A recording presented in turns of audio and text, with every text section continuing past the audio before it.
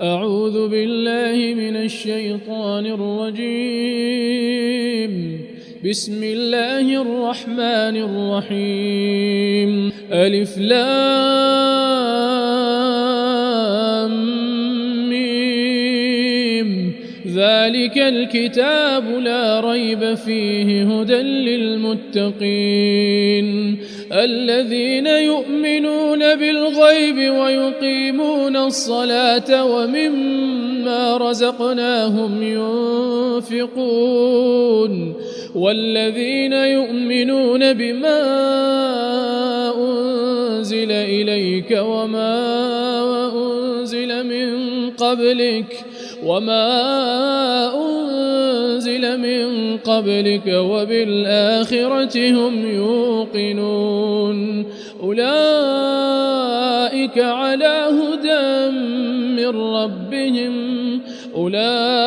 على هدى من ربهم وأولئك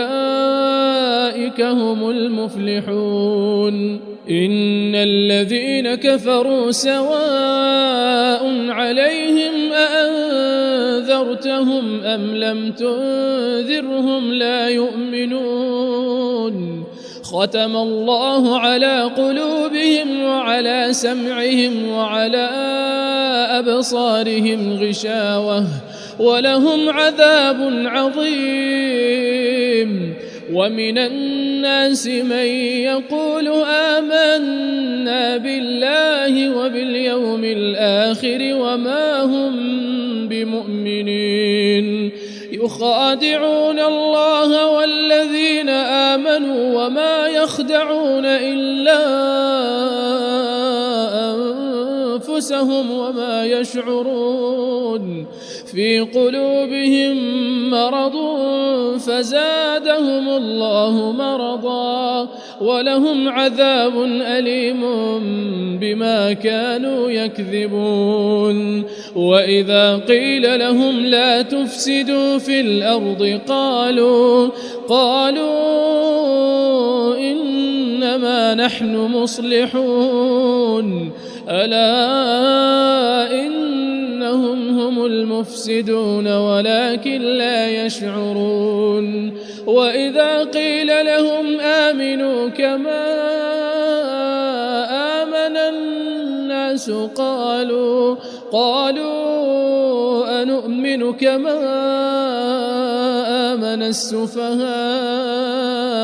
ألا إنهم هم السفهاء ولكن لا يعلمون وإذا لقوا الذين آمنوا قالوا آمنا وإذا خلوا إلى شياطينهم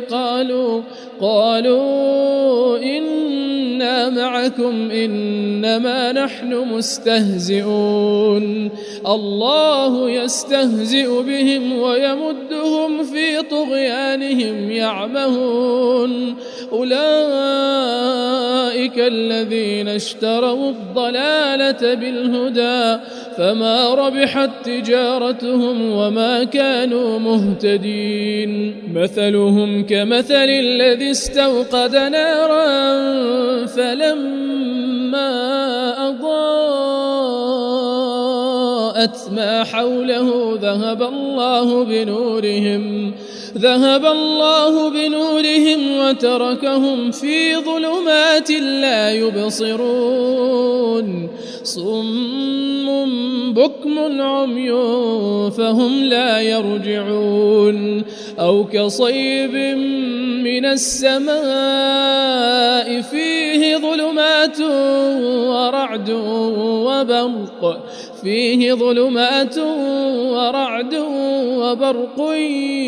يجعلون أصابعهم في آذانهم من الصواعق حذر الموت والله محيط بالكافرين يكاد البرق يخطف أبصارهم كلما أضاء لهم مشوا فيه وإذا أظلم تظلم عليهم قاموا ولو شاء الله لذهب بسمعهم وأبصارهم إن الله على كل شيء قدير يا أيها الناس اعبدوا ربكم الذي خلقكم والذين من قبلكم لعلكم تتقون الذي جعل لكم الأرض فراشا والسماء بناء وأنزل من السماء ماء فأخرج به من الثمرات رزقا لكم فلا تجعلوا لله أندادا وأنتم تعلمون وإن كنتم في ريب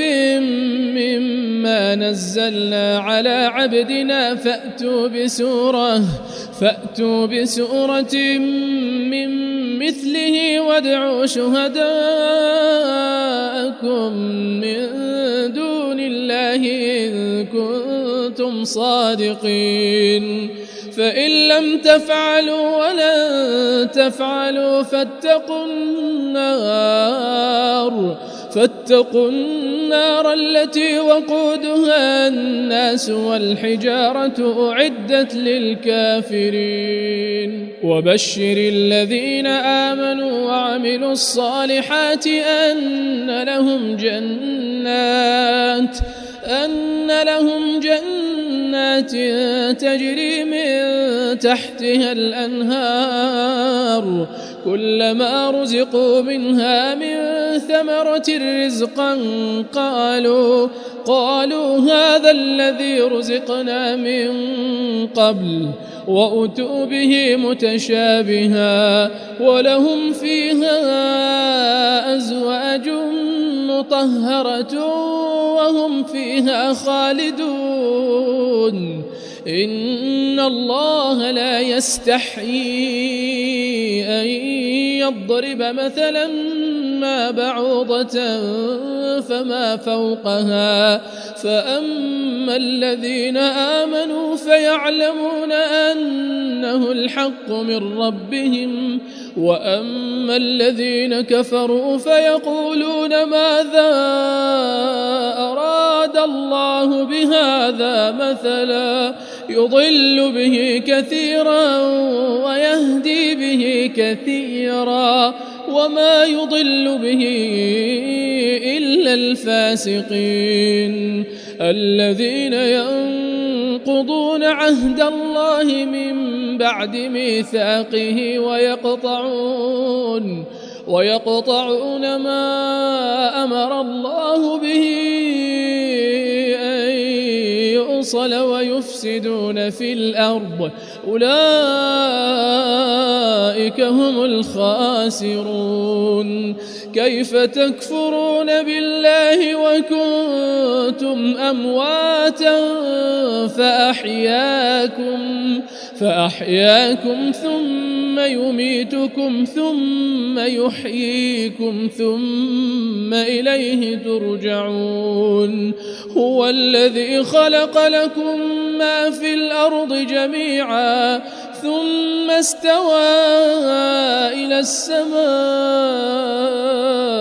فسواهن 7 سماوات وهو بكل شيء عليم وإذ قال ربك للملائكة إني جاعل في الأرض خليفة قالوا أتجعل فيها من يفسد فيها ويسفك الدماء ونحن نسبح بحمدك ونقدس لك قال إني أعلم ما لا تعلمون وعلم آدم الأسماء كلها ثم عرضهم على الملائكة فقال أنبئوني بأسماء هؤلاء إن كنتم صادقين. قالوا سبحانك لا علم لنا إلا ما علمتنا إنك أنت العليم الحكيم. قال يا آدم أنبئهم بأسمائهم. فلما أنبأهم بأسمائهم قال ألم أقل لكم إني أعلم غيب السماوات والأرض وأعلم ما تبدون وما كنتم تكتمون. وإذ قلنا للملائكة اسجدوا لآدم فسجدوا إلا إبليس أبى واستكبر وكان من الكافرين. وقلنا يا آدم اسكن أنت وزوجك الجنة وكلا منها رغدا حيث شئتما ولا تقربا هذه الشجرة فتكونا من الظالمين. فأزلهما الشيطان عنها فأخرجهما مما كانا فيه وقلنا اهبطوا بعضكم لبعض عدو ولكم في الأرض مستقر ومتاع إلى حين. فتلقى آدم من ربه كلمات فتاب عليه إنه هو التواب الرحيم. قل اهبطوا منها جميعا فإما يأتينكم مني هدى فمن تبع هداي فلا خوف عليهم ولا هم يحزنون. والذين كفروا وكذبوا بآياتنا أولئك أصحاب النار هم فيها خالدون. يا بني إسرائيل اذكروا نعمتي التي أنعمت عليكم وأوفوا بعهدي أوف بعهدكم وإياي فارهبون. وآمنوا بما أنزلت مصدقا لما معكم ولا تكونوا أول كافر به ولا تشتروا بآياتي ثمنا قليلا وإياي فاتقون. ولا تلبسوا الحق بالباطل وتكتموا الحق وأنتم تعلمون. وأقيموا الصلاة وآتوا الزكاة واركعوا مع الراكعين. أتأمرون الناس بالبر وتنسون أنفسكم وأنتم تتلون الكتاب أفلا تعقلون. واستعينوا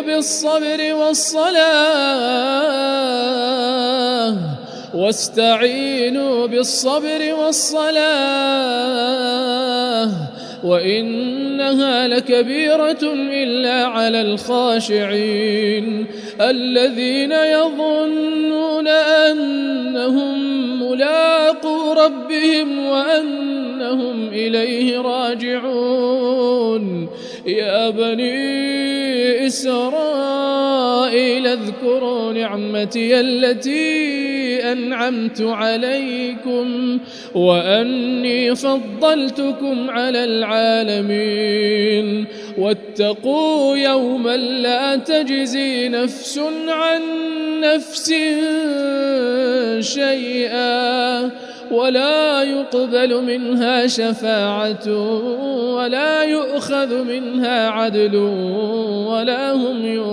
ينصرون. وإذ نجيناكم من آل فرعون يسومونكم سوء العذاب يذبحون أبناءكم ويستحيون نساءكم وفي ذلكم بلاء من ربكم عظيم. وإذ فرقنا بكم البحر فأنجيناكم وأغرقنا آل فرعون وأنتم تنظرون. وإذ وعدنا موسى 40 ليلة ثم اتخذتم العجل من بعده وأنتم ظالمون ثم عفونا عنكم من بعد ذلك لعلكم تشكرون. وإذ آتينا موسى الكتاب والفرقان لعلكم تهتدون. وإذ قال موسى لقومه يا قوم إنكم ظلمتم أنفسكم باتخاذكم العجل فتوبوا إلى بارئكم فاقتلوا أنفسكم ذلكم خير لكم عند بارئكم فتاب عليكم إنه هو التواب الرحيم. وإذ قلتم يا موسى لن نؤمن لك حتى نرى الله جهرة فأخذتكم الصاعقة وأنتم تنظرون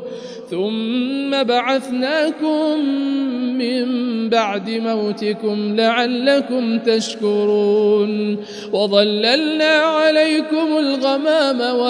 وأنزلنا عليكم المن والسلوى كلوا من طيبات ما رزقناكم وما ظلمونا ولكن كانوا أنفسهم يظلمون. وإذ قلنا ادخلوا هذه القرية فكلوا منها حيث شئتم رغدا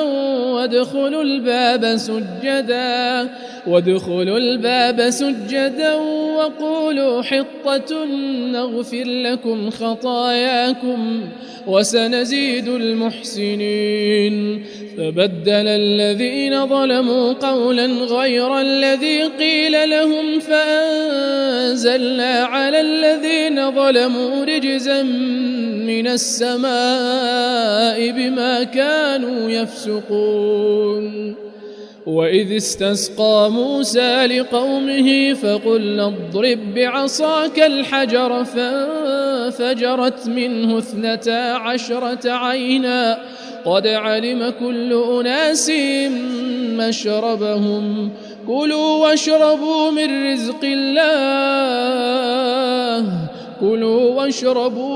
رزق الله ولا تعثوا في الأرض مفسدين. وإذ قلتم يا موسى لن نصبر على طعام واحد فادع لنا ربك يخرج لنا مما تنبت الأرض من بقلها وقثائها وفومها وعدسها وبصلها قال أتستبدلون الذي هو أدنى بالذي هو خير اهبطوا مصرا فإن لكم ما سألتم وضربت عليهم الذلة والمسكنة وباءوا بغضب من الله ذلك بأنهم كانوا يكفرون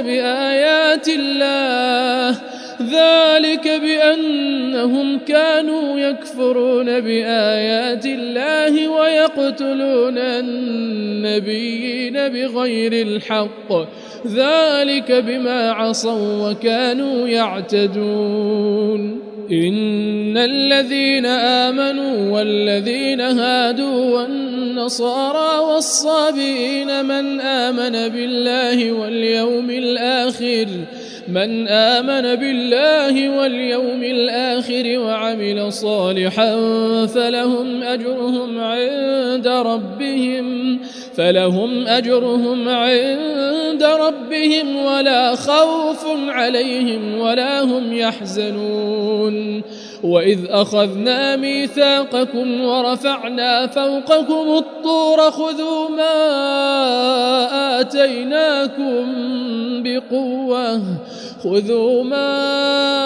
آتيناكم بقوة واذكروا ما فيه لعلكم تتقون ثم توليتم من بعد ذلك فلولا فضل الله عليكم ورحمته لكنتم من الخاسرين. ولقد علمتم الذين اعتدوا منكم في السبت فقلنا لهم كونوا قردة خاسئين فجعلناها نكالا لما بين يديها وما خلفها وموعظة للمتقين.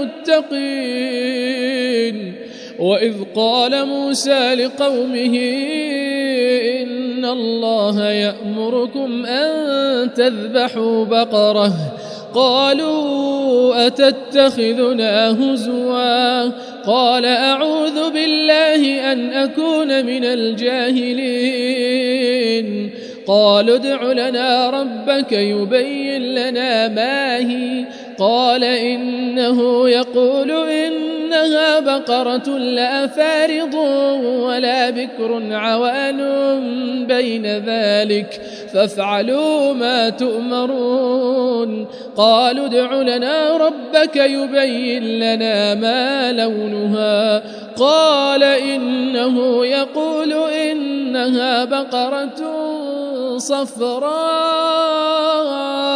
فاقع لونها تسر الناظرين. قالوا ادع لنا ربك يبين لنا ما هي إن البقرة شابه علينا وإنا إن شاء الله لمهتدون. قال إنه يقول إنها بقرة لا ذلول تثير الأرض ولا تسقي الحرث مسلمة لا شية فيها. قالوا الآن جئت بالحق فذبحوها وما كادوا يفعلون. وإذ قتلتم نفسا فادارأتم فيها والله مخرج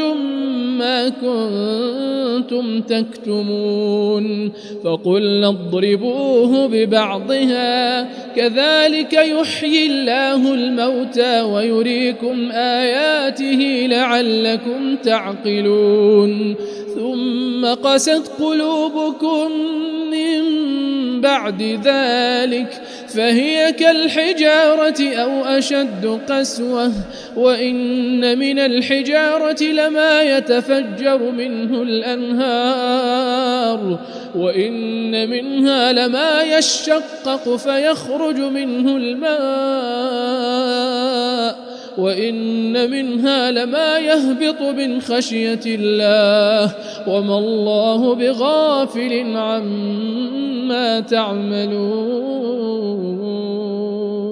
أفتطمعون أن يؤمنوا لكم وقد كان فريق منهم يسمعون كلام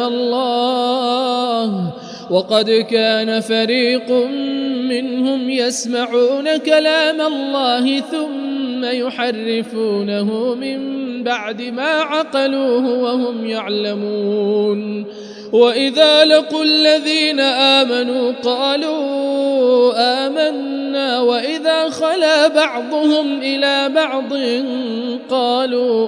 قالوا أتحدثونهم بما فتح الله عليكم ليحاجوكم به عند ربكم أفلا تعقلون. أولا يعلمون أن الله يعلم ما يسرون وما يعلنون ومنهم أميون لا يعلمون الكتاب إلا أماني وإن هم إلا يظنون فويل للذين يكتبون الكتاب بأيديهم ثم يقولون هذا من عند الله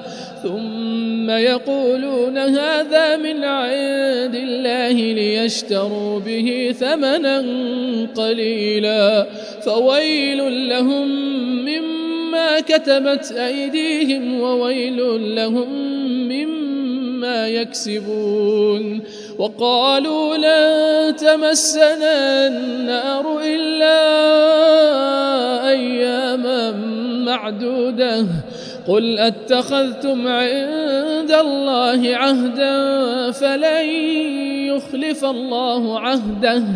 أم تقولون على الله ما لا تعلمون بلى من كسب سيئة وأحاطت به خطيئته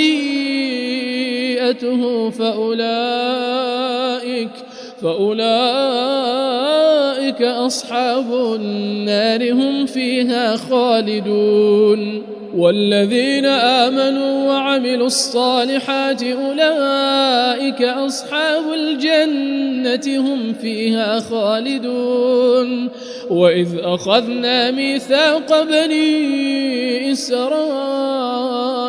لا تعبدون إلا الله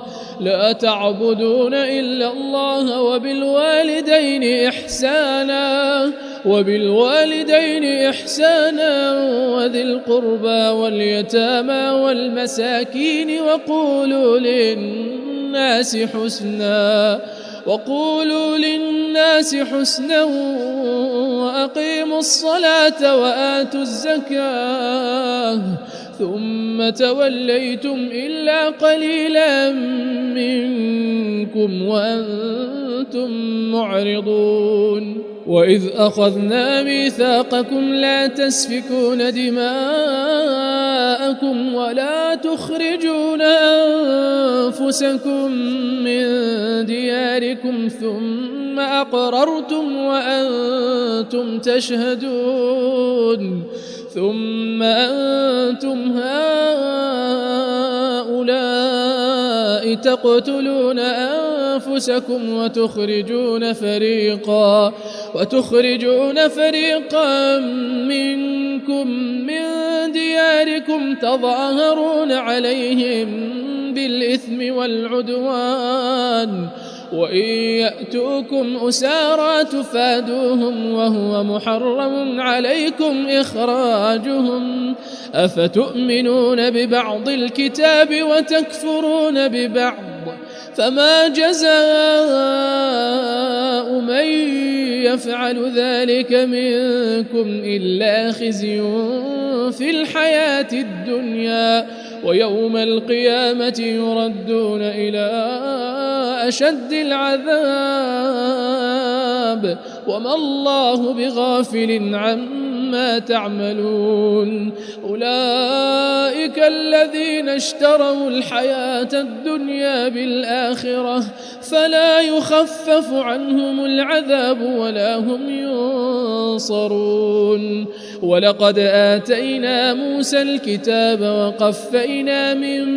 بعده بالرسل وآتينا عيسى ابن مريم البينات وأيدناه بروح القدس أفكلما جاءكم رسول بما لا تهوى أنفسكم استكبرتم ففريقا كذبتم وفريقا تقتلون وقالوا قلوبنا غلف بل لعنهم الله بكفرهم فقليلا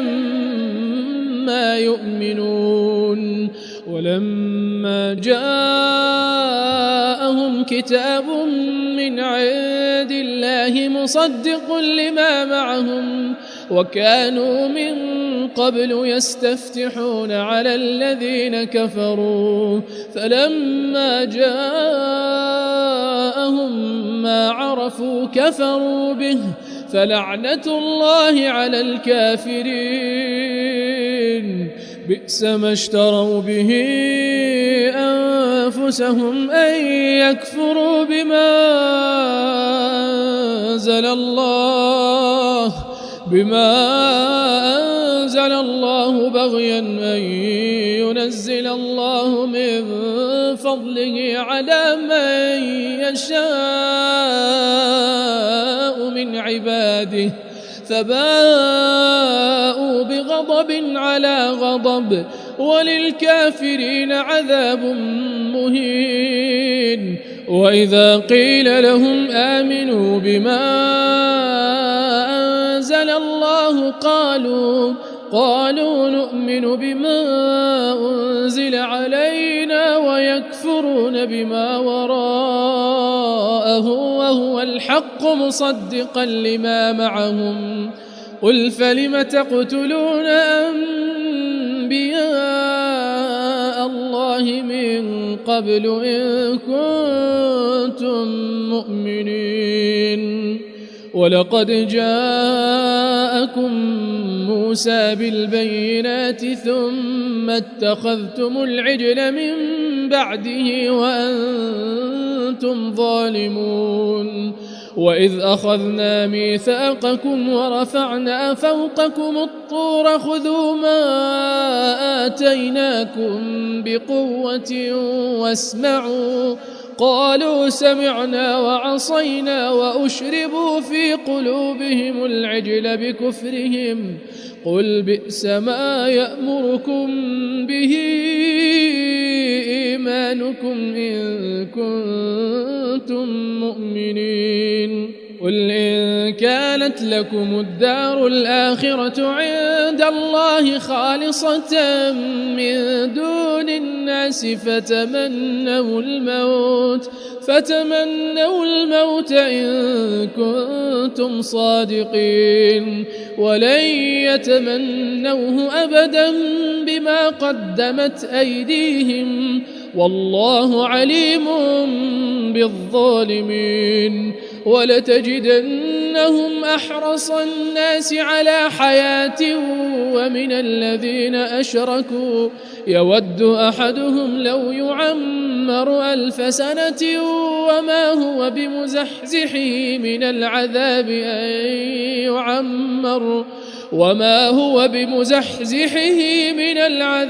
أن يعمر والله بصير بما يعملون. قل من كان عدوا لجبريل فإنه نزله على قلبك بإذن الله مصدقا لما بين يديه وهدى وبشرى للمؤمنين. من كان عدوا لله وملائكته ورسله وجبريل وميكال فإن الله عدو للكافرين. ولقد أنزلنا إليك آيات بينات وما يكفر بها إلا الفاسقون. أو كلما عاهدوا عهدا نبذه فريق منهم بل أكثرهم لا يؤمنون. ولما جاءهم رسول من عند الله مصدق لما معهم نبذ فريق من الذين أوتوا الكتاب كتاب الله وراء ظهورهم كأنهم لا يعلمون. واتبعوا ما تتلو الشياطين على ملك سليمان وما كفر سليمان ولكن الشياطين كفروا يعلمون الناس السحر وما أنزل على الملكين ببابل هاروت وماروت وما يعلمان من أحد حتى يقولا إنما نحن فتنة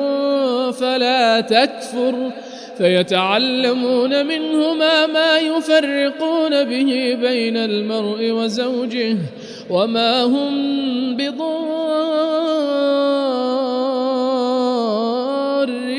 به من أحد إلا بإذن الله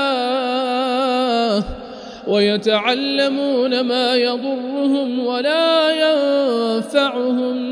ولقد علموا لمن اشتراه ما له في الآخرة من خلاق ولبئس ما شروا به أنفسهم لو كانوا يعلمون ولو أنهم آمنوا واتقوا لمثوبة من عند الله خير لو كانوا يعلمون يا أيها الذين آمنوا لا تقولوا راعنا وقولوا انظرنا واسمعوا وللكافرين عذاب أليم ما يود الذين كفروا من أهل الكتاب ولا المشركين أن ينزل عليكم من خير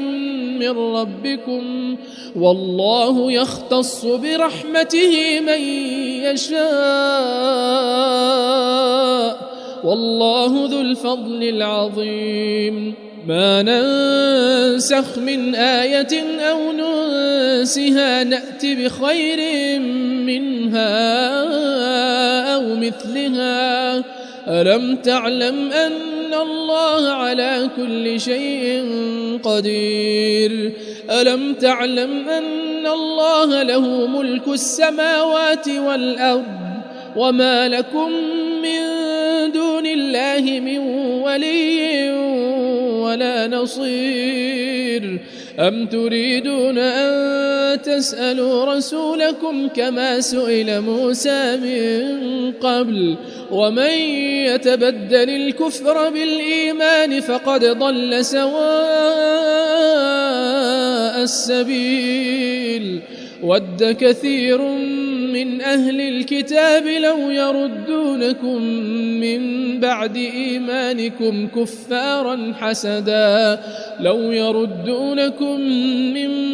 إيمانكم كفارا حسدا من عند أنفسهم من بعد ما تبين لهم الحق فاعفوا واصفحوا حتى يأتي الله بأمره إن الله على كل شيء قدير وأقيموا الصلاة وآتوا الزكاة وما تقدموا لأنفسكم من خير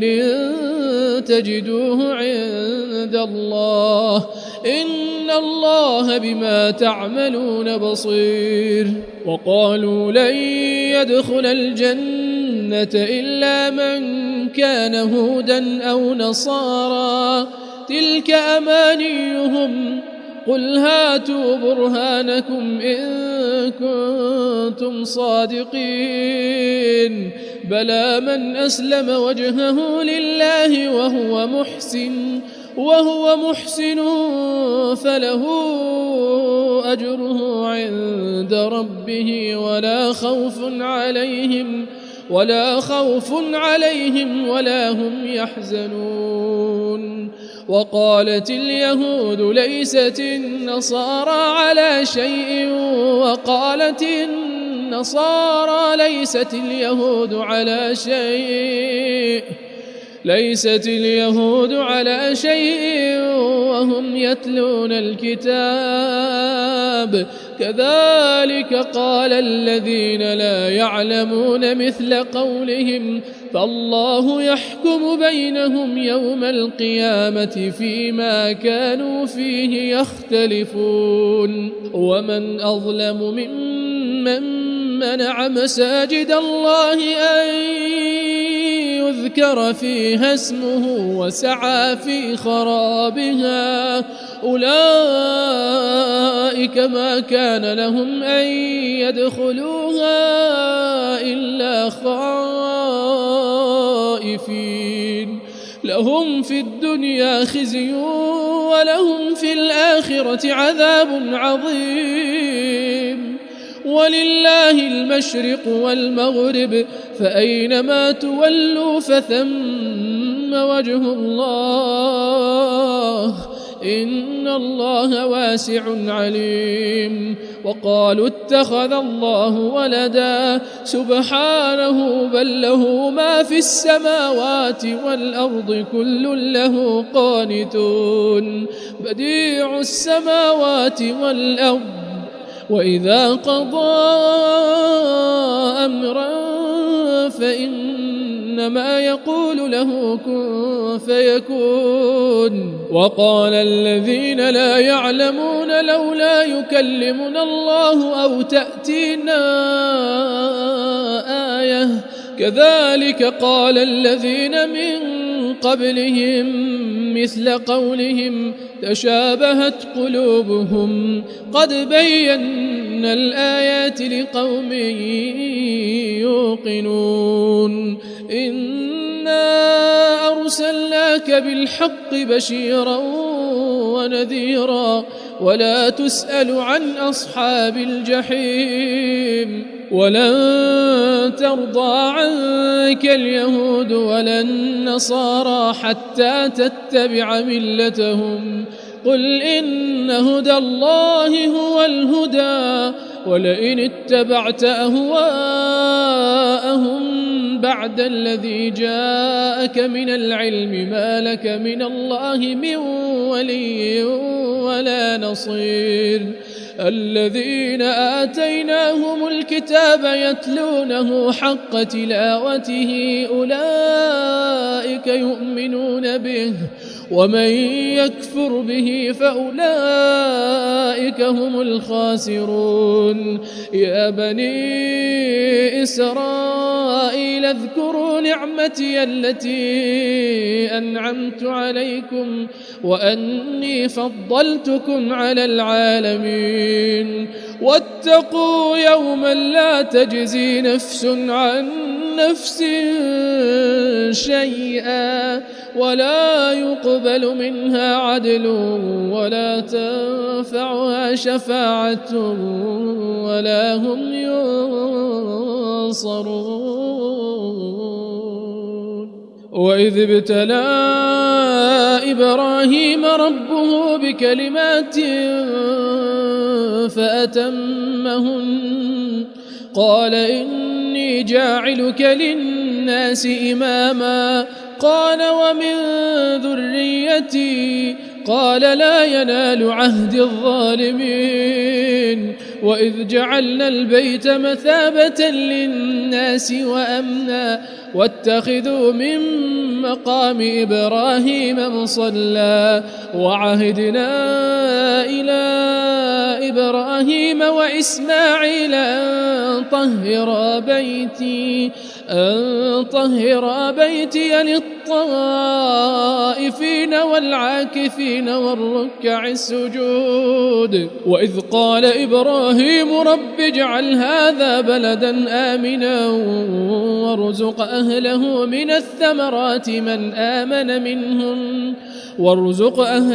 من الثمرات من آمن منهم بالله واليوم الآخر قال ومن كفر فأمتعه قليلا ثم أضطره إلى عذاب النار وبئس المصير وإذ يرفع إبراهيم القواعد من البيت وإسماعيل ربنا تقبل منا إنك أنت السميع العليم ربنا واجعلنا مسلمين لك ومن ذريتنا أمة مسلمة لك وأرنا مناسكنا وتب علينا إنك أنت التواب الرحيم ربنا وابعث فيهم رسولا منهم يتلو عليهم آياتك ويعلمهم الكتاب والحكمة ويزكيهم إنك أنت العزيز الحكيم ومن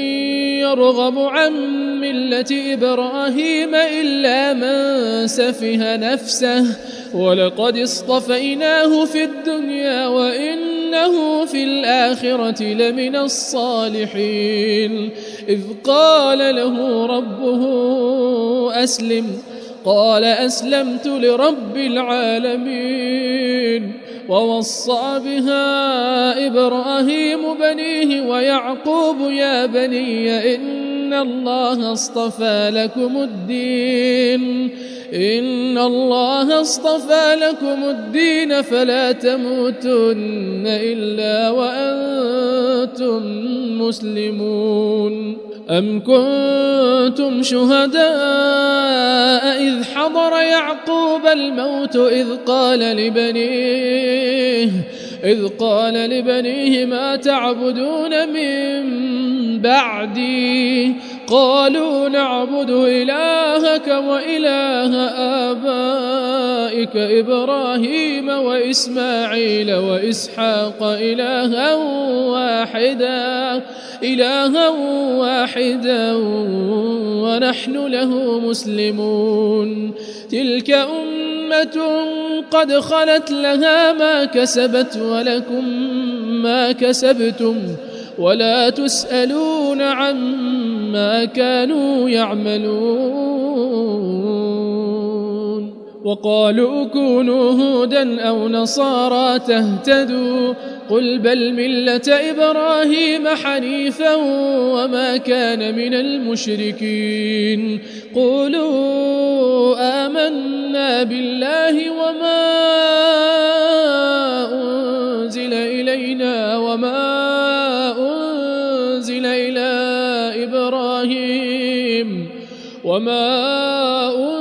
إلى إبراهيم وإسماعيل وإسحاق ويعقوب والأسباط وما أوتي موسى وعيسى وما أوتي النبيون من ربهم لا نفرق بين أحد منهم ونحن له مسلمون فإن آمنوا بمثل ما آمنتم به فقد اهتدوا وإن تولوا فإنما هم في شقاق فسيكفيكهم الله وهو السميع العليم صبغة الله ومن أحسن من الله صبغة ونحن له عابدون قل أتحاجوننا في الله وهو ربنا وربكم ولنا أعمالنا ولكم أعمالكم ونحن له مخلصون أم تقولون إن إبراهيم وإسماعيل وإسحاق ويعقوب والأسباط كانوا هودا أو نصارى قل أأنتم أعلم أم الله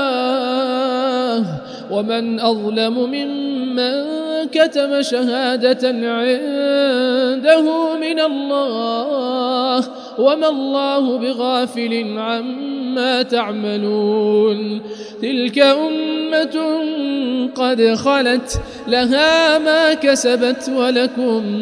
ما كسبتم ولا تسألون عما كانوا يعملون سيقول السفهاء من الناس ما ولاهم عن قبلتهم التي كانوا عليها قل لله المشرق والمغرب يهدي من يشاء إلى صراط مستقيم وكذلك جعلناكم أمة وسطا لتكونوا شهداء على الناس ويكون الرسول عليكم شهيدا وما جعلنا القبلة التي كنت عليها إلا لنعلم من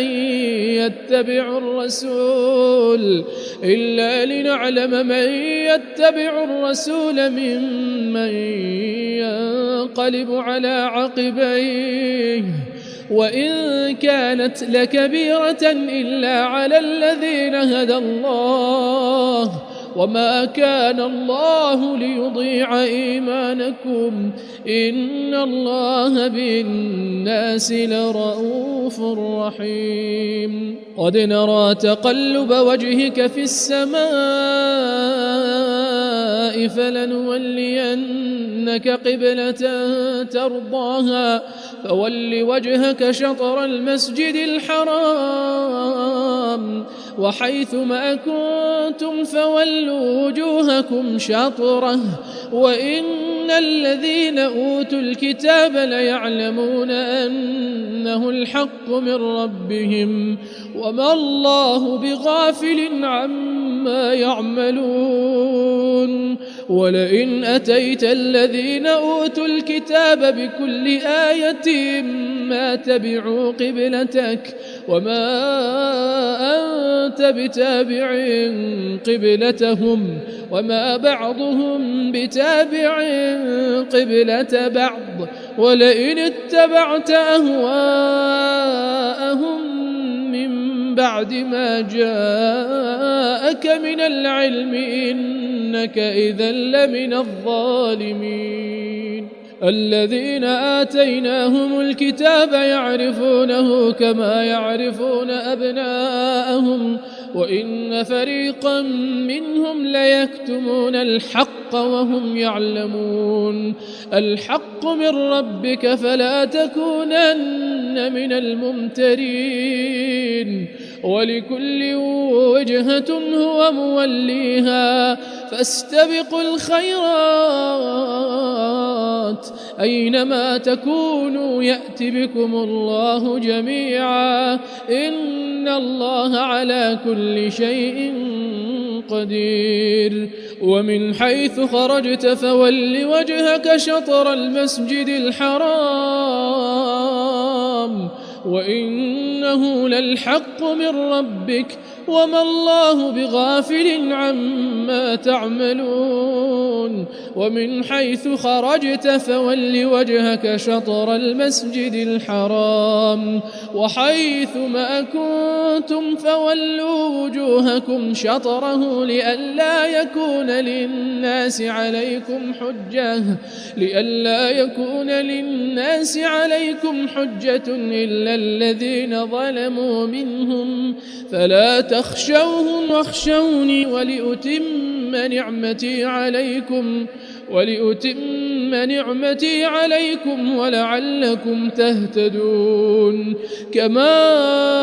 أرسلنا فيكم رسولا منكم يتلو عليكم آياتنا ويزكيكم ويعلمكم الكتاب والحكمة ويعلمكم ما لم تكونوا تعلمون فاذكروني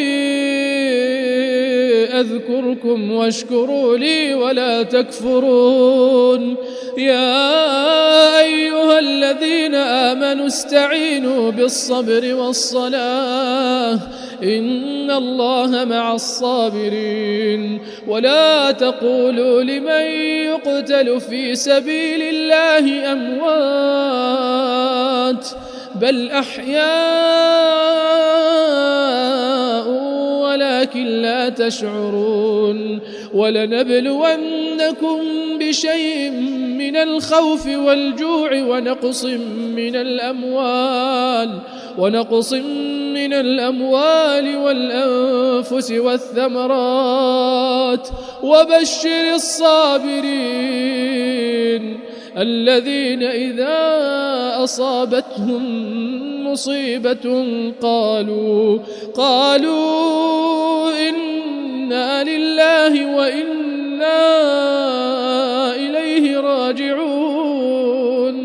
أولئك عليهم صلوات من ربهم ورحمة وأولئك هم المهتدون إن الصفا والمروة من شعائر الله فمن حج البيت أو اعتمر فلا جناح عليه أن يطوف بهما ومن تطوع خيرا فإن الله شاكر عليم إن الذين يكتمون ما أنزلنا من البينات والهدى من بعد ما بيناه للناس في الكتاب أولئك يلعنهم الله ويلعنهم اللاعنون إلا الذين تابوا وأصلحوا وبينوا فأولئك أتوب عليهم وأنا التواب الرحيم إن الذين كفروا وماتوا وهم كفار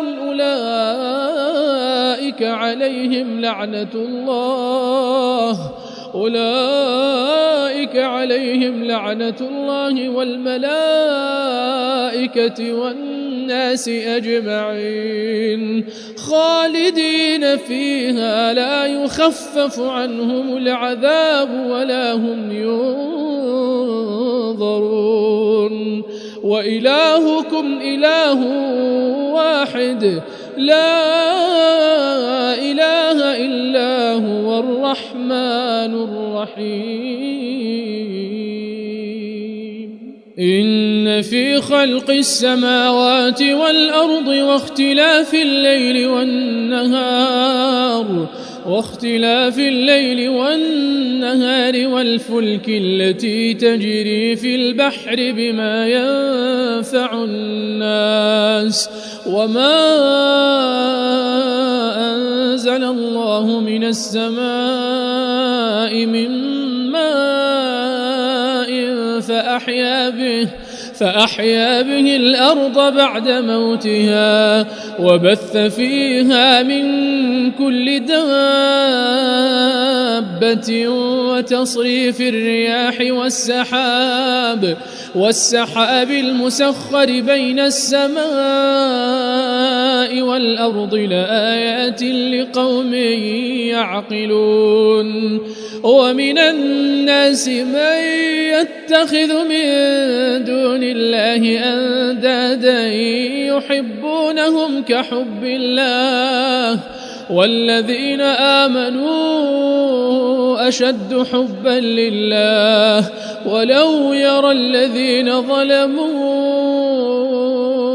إذ يرون العذاب أن القوة لله جميعا وأن الله شديد العذاب إذ تبرأ الذين اتبعوا من الذين اتبعوا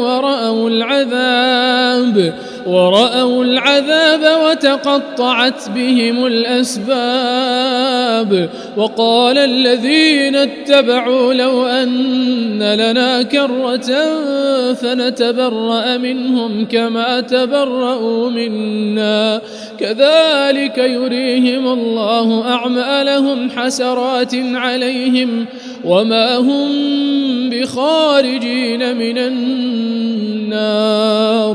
يا أيها الناس كلوا مما في الأرض حلالا طيبا ولا تتبعوا خطوات الشيطان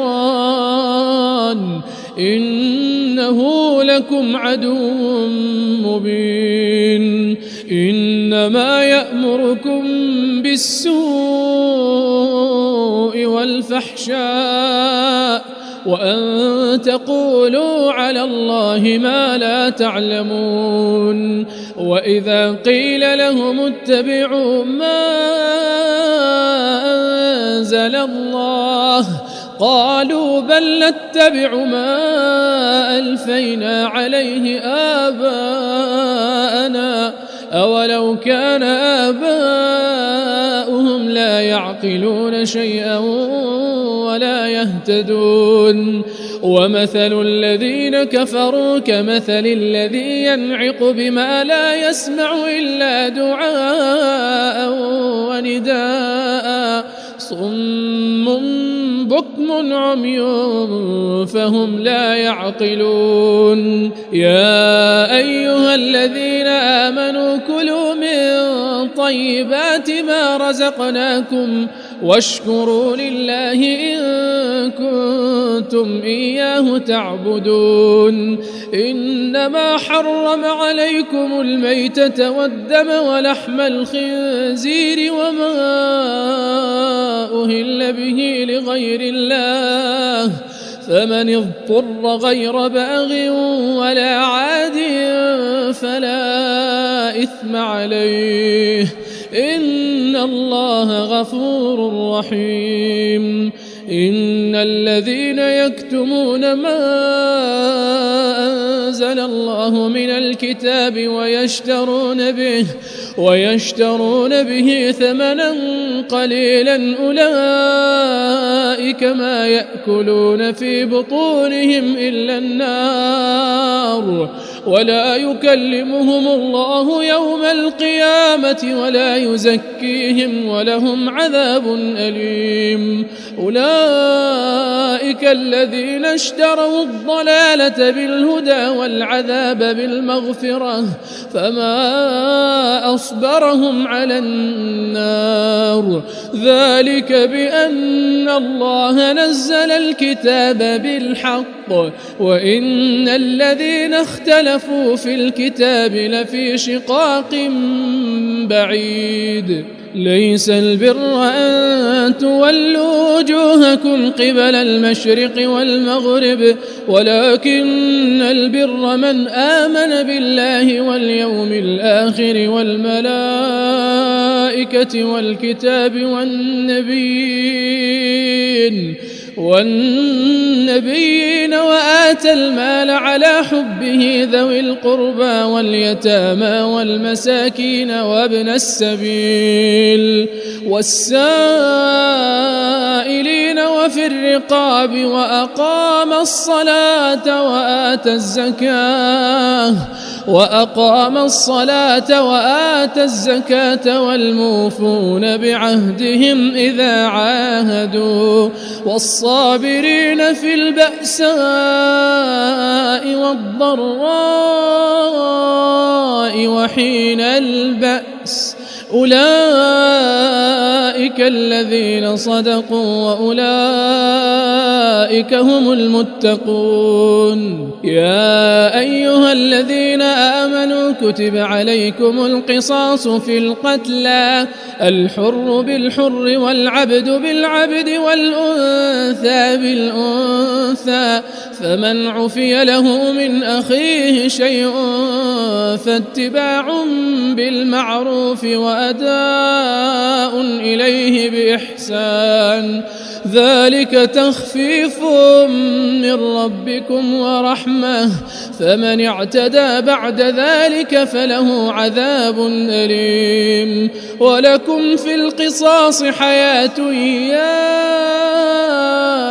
أولي الألباب لعلكم تتقون. كتب عليكم إذا حضر أحدكم الموت إن ترك خيرا الوصية للوالدين والأقربين بالمعروف حقا على المتقين. فمن بدله بعدما سمعه فإنما إثمه على الذين يبدلونه إن الله سميع عليم. فمن خاف من نصوص جنفا أو إثما فأصلح بينهم فلا إثم عليه إن الله غفور رحيم. يا أيها الذين آمنوا كتب عليكم الصيام كما كتب على الذين من قبلكم لعلكم تتقون أياما معدودات فمن كان منكم مريضا أو على سفر فعدة من أيام أخر وعلى الذين يطيقونه فدية طعام مسكين فمن تطوع خيرا فهو خير له وأن تصوموا خير لكم إن كنتم تعلمون. شهر رمضان الذي أنزل فيه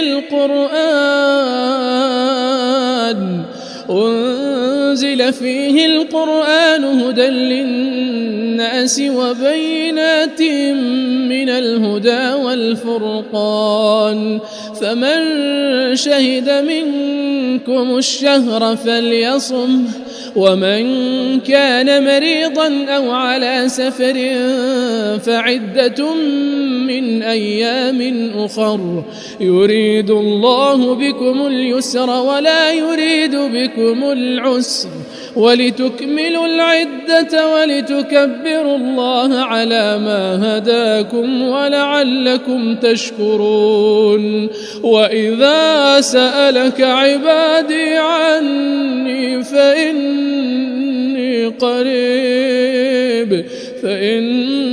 قريب أجيب دعوة الداعي إذا دعان فليستجيبوا لي وليؤمنوا بي لعلهم يرشدون. أحل لكم ليلة الصيام الرفث إلى نسائكم هن لباس لكم وأنتم لباس لهن علم الله أنكم كنتم تختانون أنفسكم فتاب عليكم وعفى عنكم فالآن باشروهن وابتغوا ما كتب الله لكم وكلوا واشربوا حتى يتبين لكم الخيط الأبيض من الخيط الأسود من الفجر ثم أتموا الصيام إلى الليل ولا تباشروهن وأنتم عاكفون في المساجد تلك حدود الله فلا تقربوها كذلك يبين الله آياته للناس لعلهم يتقون. ولا تأكلوا أموالكم بينكم بالباطل وتدلوا بها إلى الحكام لتأكلوا فريقا من أموال الناس بالإثم وأنتم تعلمون. يسألونك عن الأهلة قل هي مواقيت للناس والحج وليس البر بأن تأتوا البيوت من ظهورها ولكن البر من اتقى وأتوا البيوت من أبوابها واتقوا الله لعلكم تفلحون. وقاتلوا في سبيل الله الذين يقاتلونكم ولا تعتدوا إن الله لا يحب المعتدين. واقتلوهم حيث ثقفتموهم وأخرجوهم من حيث أخرجوكم والفتنة أشد من القتل ولا تقاتلوهم عند المسجد الحرام حتى يقاتلوكم فيه فإن قاتلوكم فاقتلوهم كذلك جزاء الكافرين فإن انتهوا فإن الله غفور رحيم وقاتلوهم حتى لا تكون فتنة ويكون الدين لله فإن انتهوا فلا عدوان إلا على الظالمين الشهر الحرام بالشهر الحرام والحرمات قصاص فمن اعتدى عليكم فاعتدوا عليه بمثل ما اعتدى عليكم واتقوا الله واعلموا أن الله مع المتقين وأنفقوا في سبيل الله ولا تلقوا بأيديكم إلى التهلكة وأحسنوا إن الله يحب المحسنين وأتموا الحج والعمرة لله فإن أحصرتم فما استيسر من الهدي ولا تحلقوا رؤوسكم حتى يبلغ الهدي محله فمن كان منكم مريضا أو به أذى من رأسه ففدية من صيام أو صدقة أو نسك فإذا أمنتم فمن تمتع بالعمرة إلى الحج فما استيسر من الهدي فمن لم يجد فصيام 3 أيام في الحج و7 إذا رجعتم تلك 10 كاملة ذلك لمن لم يكن أهله حاضر المسجد الحرام واتقوا الله واعلموا أن الله شديد العقاب الحج أشهر معلومات فمن فرض فيهن الحج فلا رفث ولا فسوق ولا جدال في الحج وما تفعلوا من خير يعلمه الله وتزودوا فإن خير الزاد التقوى واتقون يا أولي الألباب ليس عليكم جناح أن تبتغوا فضلا من ربكم فإذا أفضتم من عرفات فاذكروا الله عند المشعر الحرام واذكروه كما هداكم وإن كنتم من قبله لمن الضالين ثم أفيضوا من حيث أفاض الناس واستغفروا الله إن الله غفور رحيم فإذا قضيتم مناسككم فاذكروا الله كذكركم آباءكم أو أشد ذكرا فمن الناس من يقول ربنا آتنا في الدنيا وما له في الآخرة من خلاق ومنهم من يقول ربنا آتنا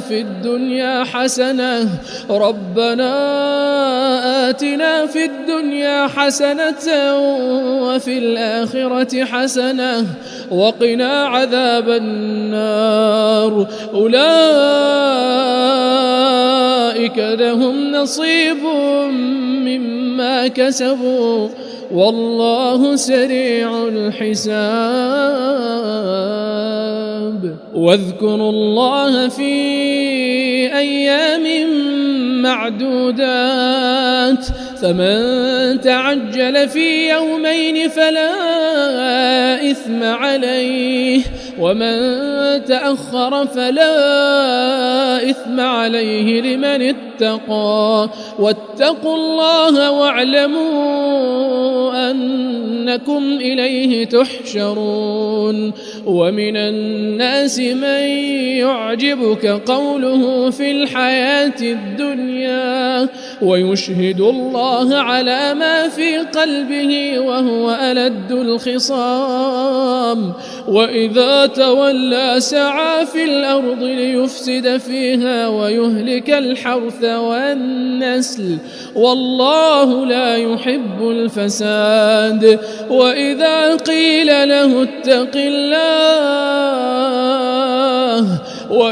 قيل له اتق الله أخذته العزة بالإثم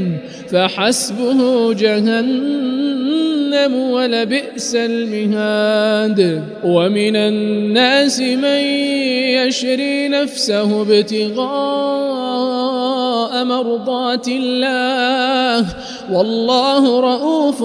بالعباد يا أيها الذين آمنوا ادخلوا في السلم كافة ولا تتبعوا خطوات الشيطان إنه لكم عدو مبين فإن زللتم من بعد ما جاءتكم البينات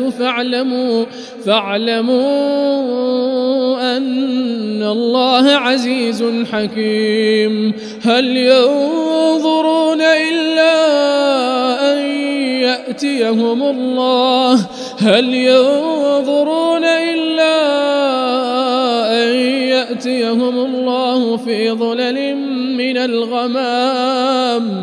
في ظلل من الغمام والملائكة وقضي الأمر وإلى الله ترجع الأمور سل بني إسرائيل كم آتيناهم من آية بينة ومن يبدل نعمة الله من بعد ما جاءته فإن الله شديد العقاب زين للذين كفروا الحياة الدنيا ويسخرون من الذين آمنوا والذين اتقوا فوقهم يوم القيامة والله يرزق من يشاء بغير حساب كان الناس أمة واحدة فبعث الله النبيين مبشرين ومنذرين وأنزل معهم الكتاب بالحق ليحكم بين الناس فيما اختلفوا فيه وما اختلف فيه إلا الذين أوتوه من بعد ما جاءتهم البينات بغيا بينهم فهدى الله الذين آمنوا لما اختلفوا فيه من الحق بإذنه والله يهدي من يشاء إلى صراط مستقيم أم حسبتم أن تدخلوا الجنة ولما يأتكم مثل الذين خلوا من قبلكم مستهم البأساء والضراء وزلزلوا حتى يقول الرسول والذين آمنوا معه متى نصر الله ألا إن نصر الله قريب يسألونك ماذا ينفقون قل ما أنفقتم من خير فللوالدين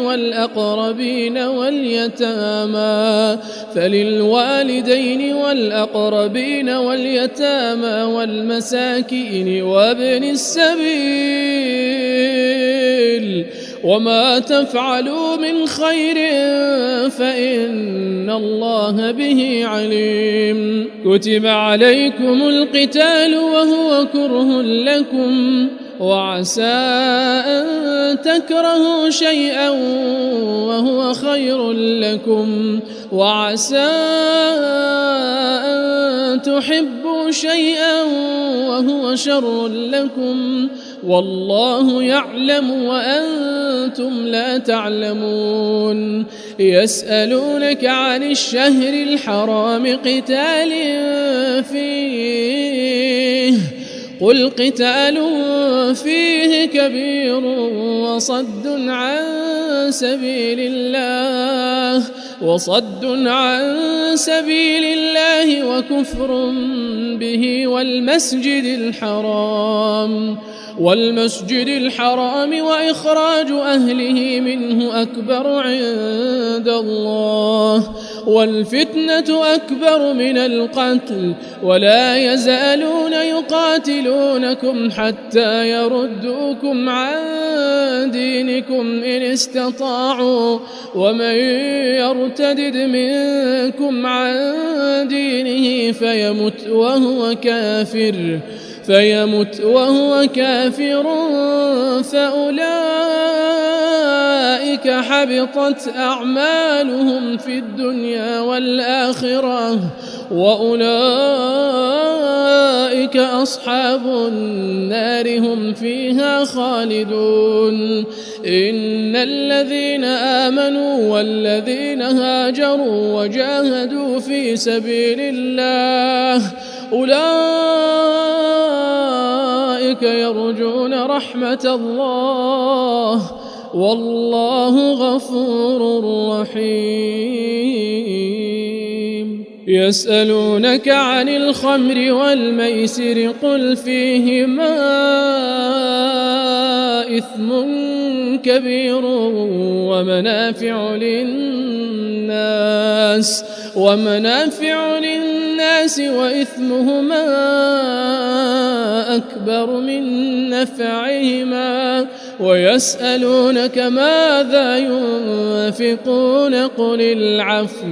كذلك يبين الله لكم الآيات لعلكم تتفكرون في الدنيا والآخرة. ويسألونك عن اليتامى قل إصلاح لهم خير وإن تخالطوهم فإخوانكم والله يعلم المفسد من المصلح ولو شاء الله لأعنتكم إن الله عزيز حكيم. ولا تنكحوا المشركات حتى يؤمن ولأمة مؤمنة خير من مشركة ولو أعجبتكم ولا تنكحوا المشركين حتى يؤمنوا ولعبد مؤمن خير من مشرك ولو أعجبكم أولئك يدعون إلى النار والله يدعو إلى الجنة والمغفرة بإذنه ويبين آياته للناس لعلهم يتذكرون. ويسألونك عن المحيض قل هو أذى فاعتزلوا النساء في المحيض ولا تقربوهن حتى يطهرن فإذا تطهرن فأتوهن من حيث أمركم الله إن إن الله يحب التوابين ويحب المتطهرين. نساؤكم حرث لكم فأتوا حرثكم أنى شئتم وقدموا لأنفسكم واتقوا الله واعلموا أنكم ملاقوه وبشر المؤمنين. ولا تجعلوا الله عرضة لأيمانكم أن تبروا وتتقوا وتصلحوا بين الناس والله سميع عليم. لا يؤاخذكم الله باللغو في أيمانكم ولكن يؤاخذكم بما كسبت قلوبكم والله غفور حليم. للذين يؤلون من نسائهم تربص 4 أشهر فإن فاءوا فإن الله غفور رحيم. وإن عزموا الطلاق فإن الله سميع عليم. والمطلقات يتربصن بأنفسهن 3 قروء ولا يحل لهن أن يكتمن ما خلق الله في أرحامهن إن كن يؤمن بالله واليوم الآخر وبعولتهن أحق بردهن في ذلك إن أرادوا إصلاحا ولهن مثل الذي عليهن بالمعروف وللرجال عليهن درجة والله عزيز حكيم. الطلاق 2 فإمساك بمعروف أو تسريح بإحسان ولا يحل لكم أن تأخذوا مما آتيتموهن شيئا إلا أن يخافا ألا يقيما حدود الله فإن خفتم ألا يقيما حدود الله فلا جناح عليهما فيما افتدت به تلك حدود الله فلا تعتدوها ومن يتعد حدود الله فأولئك هم الظالمون. فإن طلقها فلا تحل له من بعد حتى تنكح زوجا غيره فإن طلقها فلا جناح عليهما أن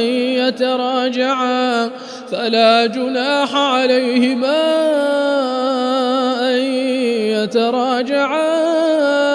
إن ظنا أن يقيما حدود الله وتلك حدود الله يبينها لقوم يعلمون. وإذا طلقتم النساء فبلغن أجلهن فأمسكوهن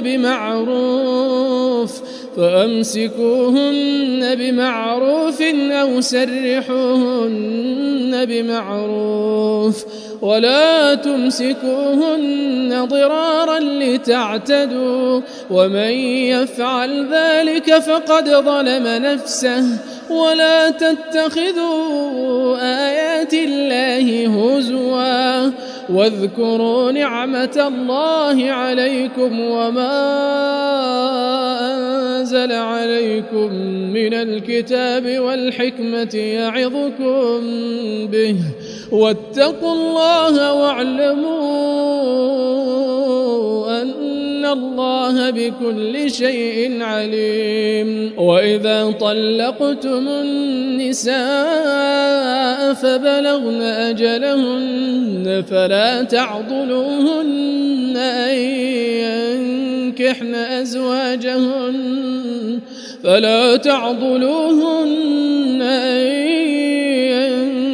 ينكحن أزواجهن إذا تراضوا بينهم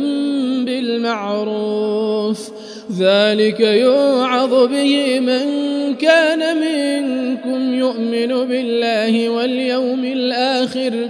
ذلكم أزكى لكم وأطهر، والله يعلم وأنتم لا تعلمون.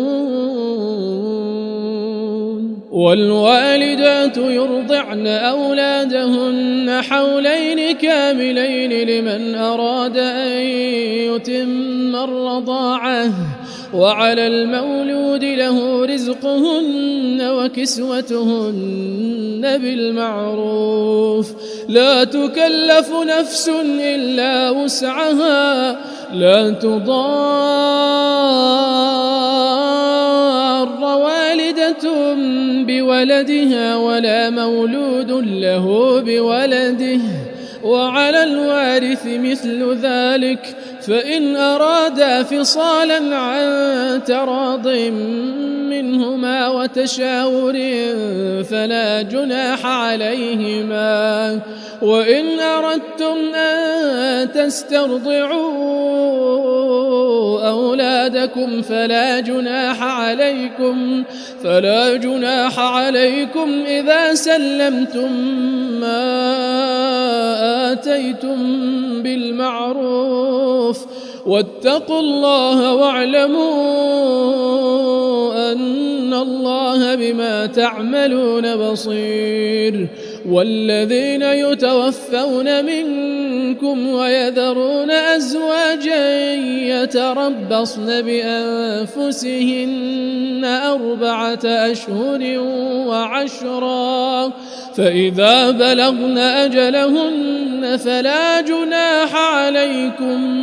فلا جناح عليكم فيما فعلن في أنفسهن بالمعروف، والله بما تعملون خبير. ولا جناح عليكم فيما عرضتم به من خطبة النساء أو أكننتم في أنفسكم، علم الله أنكم ستذكرونهن ولكن لا تواعدوهن سرا إلا أن تقولوا قولا معروفا، ولا تعزموا عقدة النكاح حتى يبلغ الكتاب أجله، واعلموا أن الله يعلم ما في أنفسكم فاحذروه، واعلموا أن الله غفور حليم. لا جناح عليكم إن طلقتم النساء ما لم تمسوهن أو تفرضوا لهن فريضة، ومتعوهن على الموسع قدره وعلى المقتر قدره متاعا بالمعروف حقا على المحسنين. وإن طلقتموهن من قبل أن تمسوهن وقد فرضتم لهن فريضة فنصف ما فرضتم إلا أن يعفون أو يعفو الذي بيده عقدة النكاح، وأن تعفوا أقرب للتقوى، ولا تنسوا الفضل بينكم، إن الله بما تعملون بصير. حافظوا على الصلوات والصلاة الوسطى وقوموا لله قانتين فإن خفتم فرجالا أو ركبانا فإذا أمنتم فاذكروا الله كما علمكم ما لم تكونوا تعلمون والذين يتوفون منكم ويذرون أزواجا وصية لأزواجهم متاعا إلى الحول غير إخراج فإن خرجن فلا جناح عليكم فيما فعلن في أنفسهن من معروف والله عزيز حكيم وللمطلقات متاع بالمعروف حقا على المتقين كذلك يبين الله لكم آياته لعلكم تعقلون ألم تر إلى الذين خرجوا من ديارهم وهم ألوف حذر الموت فقال لهم الله موتوا ثم أحياهم إن الله لذو فضل على الناس ولكن أكثر الناس لا يشكرون وقاتلوا في سبيل الله واعلموا أن الله سميع عليم من ذا الذي يقرض الله قرضا حسنا فيضاعفه له أضعافا كثيرة والله يقبض ويبسط وإليه ترجعون ألم تر إلى الملأ من بني إسرائيل من بعد موسى إذ قالوا لنبي لهم ابعث لنا ملكا نقاتل في سبيل الله قال هل عسيتم إن كتب عليكم القتال ألا تقاتلوا قالوا وما لنا ألا نقاتل في سبيل الله وقد أخرجنا من ديارنا وأبنائنا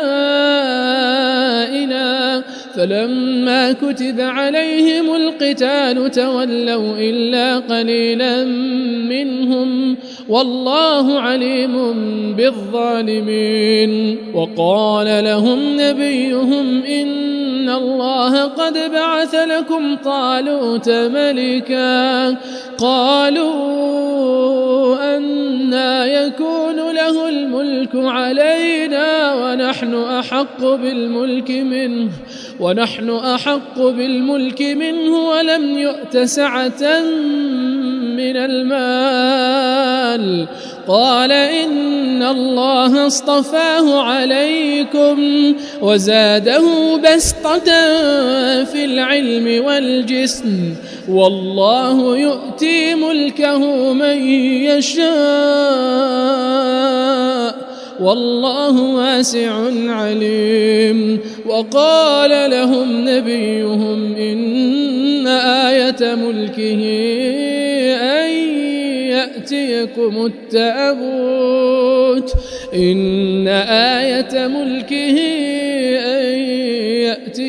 التابوت فيه سكينة من ربكم وبقية مما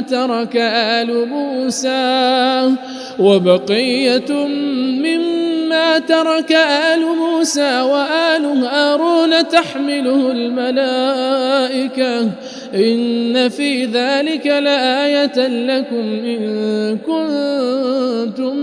مؤمنين فلما فصل طالوت بالجنود قال إن الله مبتليكم بنهر فمن شرب منه فليس مني ومن لم يطعمه فإنه مني إلا من اغترف غرفة بيده فشربوا منه إلا قليلا منهم فلما جاوزه هو والذين آمنوا معه قالوا لا طاقة لنا اليوم بجالوت وجنوده قال الذين يظنون أنهم ملاقو الله كم من فئة قليلة غلبت فئة كثيرة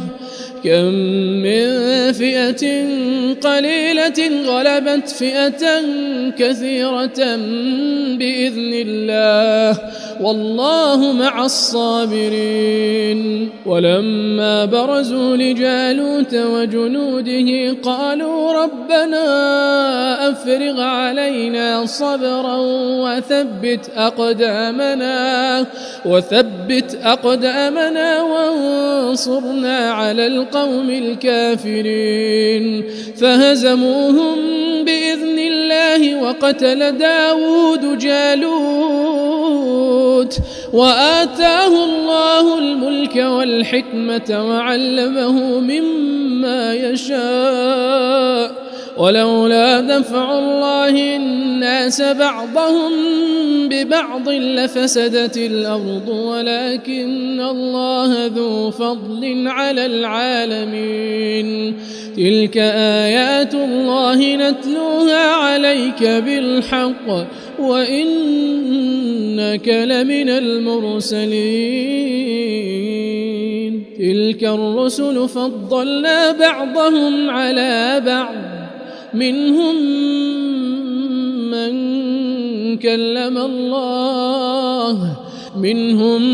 من كلم الله ورفع بعضهم درجات وآتينا عيسى ابن مريم البينات وأيدناه بروح القدس ولو شاء الله ما اقتتل الذين من بعد ما جاءتهم البينات ولكن اختلفوا فمنهم من آمن ومنهم من كفر ولو شاء الله ما اقتتلوا ولكن الله يفعل ما يريد يا أيها الذين آمنوا أنفقوا مما رزقناكم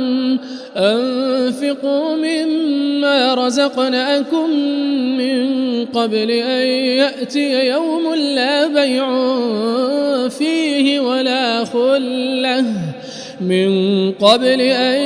يأتي يوم لا بيع فيه ولا خلة ولا شفاعة والكافرون هم الظالمون الله لا إله إلا هو الحي القيوم لا تأخذه سنة ولا نوم له ما في السماوات وما في الأرض من ذا الذي يشفع عنده إلا بإذنه يعلم ما بين أيديهم وما خلفهم ولا يحيطون بشيء من علمه إلا بما شاء وسع كرسيه السماوات والأرض ولا يؤوده حفظهما وهو العلي العظيم لا إكراه في الدين قد تبين الرشد من الغي فمن يكفر بالطاغوت ويؤمن بالله فقد استمسك بالعروة الوثقى لا انفصام لها والله سميع عليم الله ولي الذين آمنوا يخرجهم من الظلمات إلى النور والذين كفروا أولياؤهم الطاغوت يخرجونهم من النور إلى الظلمات أولئك أصحاب النار هم فيها خالدون ألم تر إلى الذي حاج إبراهيم في ربه أن آتاه الله الملك إذ قال إبراهيم ربي الذي يحيي ويميت قال أنا أحيي وأميت قال إبراهيم فإن الله يأتي بالشمس من المشرق فأت بها من المغرب فبهت الذي كفر والله لا يهدي القوم الظالمين أو كالذي مر على قرية وهي خاوية على عروشها قال أنى يحيي هذه الله بعد موتها فأماته الله 100 عام ثم بعثه قال كم لبثت قال لبثت يوما أو بعض يوم قال بل لبثت 100 عام فانظر إلى طعامك وشرابك لم يتسنه وانظر إلى حمارك ولنجعلك آية للناس وانظر إلى العظام كيف ننشزها ثم نكسوها لحما فلما تبين له قال أعلم أن الله على كل شيء قدير وإذ قال إبراهيم رب أرني كيف تحيي الموتى قال أولم تؤمن قال بلى ولكن ليطمئن قلبي قال فخذ 4 من الطير فصرهن إليك ثم اجعل على كل جبل منهن جزءا ثم ادعهن يأتينك سعيا واعلم أن الله عزيز حكيم مثل الذين ينفقون أموالهم في سبيل الله كمثل حبة أنبتت 7 سنابل في كل سنبلة 100 حبة والله يضاعف لمن يشاء والله واسع عليم الذين ينفقون أموالهم في سبيل الله ثم لا يتبعون ما أنفقوا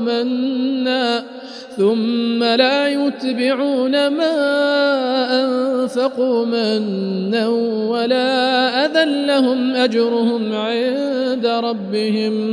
لهم أجرهم عند ربهم ولا خوف عليهم ولا هم يحزنون قول معروف ومغفرة خير من صدقة يتبعها أذى والله غني حليم يا أيها الذين آمنوا لا تبطلوا صدقاتكم بالمن والأذى كالذي ينفق ماله رئاء الناس ولا يؤمن بالله واليوم الآخر فمثله كمثل صفوان عليه تراب فأصابه وابل فتركه صلدا لا يقدرون على شيء مما كسبوا والله لا يهدي القوم الكافرين ومثل الذين ينفقون أموالهم ابتغاء مرضات الله وتثبيتا من أنفسهم كمثل جنة بربوة أصابها وابل فآتت أكلها ضعفين فإن لم يصبها وابل فطل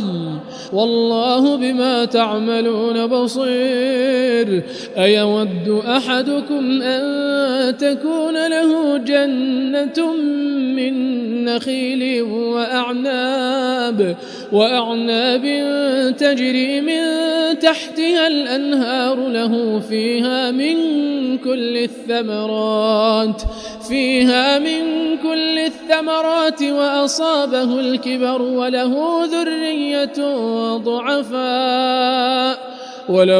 ذرية ضعفاء فأصابها إعصار فيه نار فاحترقت كذلك يبين الله لكم الآيات لعلكم تتفكرون. يا أيها الذين آمنوا أنفقوا من طيبات ما كسبتم ومما أخرجنا لكم من الأرض ولا تيمموا الخبيث منه تنفقون ولستم بآخذيه إلا أن تغمضوا فيه واعلموا أن الله غني حميد. الشيطان يعدكم الفقر ويأمركم بالفحشاء والله يعدكم مغفرة منه وفضلا والله واسع عليم. يؤتي الحكمة من يشاء ومن يؤت الحكمة فقد أوتي خيرا كثيرا وما يذكر إلا أولو الألباب. وما أنفقتم من نفقة أو نذرتم من نذر فإن الله يعلمه وما للظالمين من أنصار. إن تبدوا الصدقات فنعما هي وإن تخفوها وتؤتوها الفقراء فهو خير لكم ويكفر عنكم من سيئاتكم والله بما تعملون خبير. ليس عليك هداهم ولكن الله يهدي من يشاء وما تنفقوا من خير فلأنفسكم وما تنفقون إلا ابتغاء وجه الله وما تنفقوا من خير يوفى إليكم وأنتم لا تظلمون. للفقراء الذين أحصروا في سبيل الله لا يستطيعون ضربا في الأرض يحسبهم الجاهل أغنياء من التعفف تعرفهم بسيماهم لا يسألون الناس إلحافا وما تنفقوا من خير فإن الله به عليم. الذين ينفقون أموالهم بالليل والنهار سرا وعلانية فلهم أجرهم عند ربهم ولا خوف عليهم ولا هم يحزنون. الذين يأكلون الربا لا يقومون إلا كما يقوم الذي يتخبطه الشيطان من المس ذلك بأنهم قالوا إنما البيع مثل الربا وأحل الله البيع وحرم الربا فمن جاءه موعظة من ربه فانتهى فله ما سلف وأمره إلى الله، ومن عاد فأولئك أصحاب النار هم فيها خالدون. يمحق الله الربا ويربي الصدقات، والله لا يحب كل كفار أثيم. إن الذين آمنوا وعملوا الصالحات وأقاموا الصلاة وآتوا الزكاة لهم أجرهم عند ربهم ولا خوف عليهم ولا هم يحزنون. يا أيها الذين آمنوا اتقوا الله وذروا ما بقي من الربا إن كنتم مؤمنين، فإن لم تفعلوا فأذنوا بحرب من الله ورسوله، وإن تبتم فلكم رؤوس أموالكم لا تظلمون ولا تظلمون. وإن كان ذو عسرة فنظرة إلى ميسرة، وأن تصدقوا خير لكم إن كنتم تعلمون. واتقوا يوما ترجعون فيه إلى الله ثم توفى كل نفس ما كسبت وهم لا يظلمون. يا أيها الذين آمنوا إذا تداينتم بدين إلى أجل مسمى فاكتبوه، وليكتب بينكم كاتب بالعدل ولا يأب كاتب أن يكتب كما علمه الله، فليكتب وليملل الذي عليه الحق وليتق الله ربه ولا يبخس منه شيئا، فإن كان الذي عليه الحق سفيها أو ضعيفا أو لا يستطيع أن يمله فليملل وليه بالعدل، واستشهدوا شهيدين من رجالكم، فإن لم يكونا رجلين فرجل وامرأتان ممن ترضون من